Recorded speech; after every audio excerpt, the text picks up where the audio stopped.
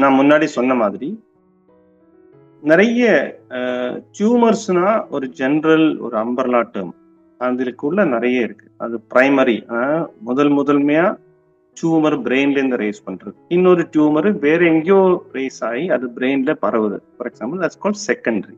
ஒரு ஸ்மோக்கருக்கு ஒரு lung cancer வந்துருச்சுன்னு வச்சுக்கோ. அந்த லங் கேன்சர் வந்த ஆளுக்கு அது பிரெயின்ல பரவுறதுக்கு நிறைய வாய்ப்பு இருக்கு. அந்த பிரெயின்ல பரவுற டியூமர் செகண்டரின்னு சொல்லுவாங்க.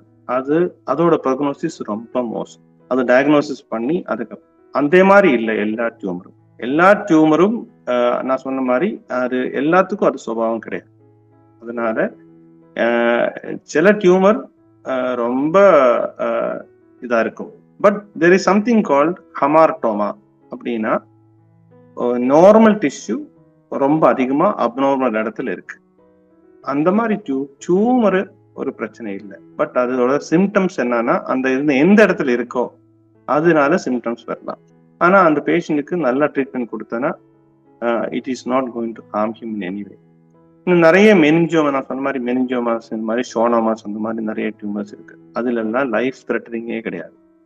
அது நம்ம கரெக்டா ட்ரீட்மெண்ட் கொடுத்தனா patient can live for years together. There is no problem.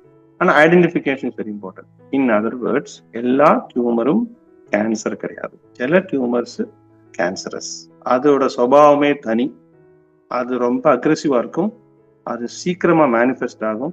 அந்த சிம்டம்ஸ் எல்லாம் ரொம்ப ஃபாஸ்டா வளரும். அந்த டியூமரை ட்ரீட்மெண்ட் பண்ணாலும் மறுபடியும் திருப்பி வரலாம். அது ரொம்ப கேன்சரஸ், ரொம்ப டேஞ்சரஸான tumour. But there are some other tumors, benign tumors. It can grow for long time. அது நிறைய நாள் வரலாம். சிம்டம்ஸ் மெதுவாக தான் வரும். பட் அது கரெக்ட் டைம்ல ட்ரீட்மெண்ட் பண்ணா பேஷண்ட்டுக்கு ரொம்ப நல்லது. அவங்கள கேன்சரஸ்ன்னு சொல்ல முடியாது. It is just a benign tumor.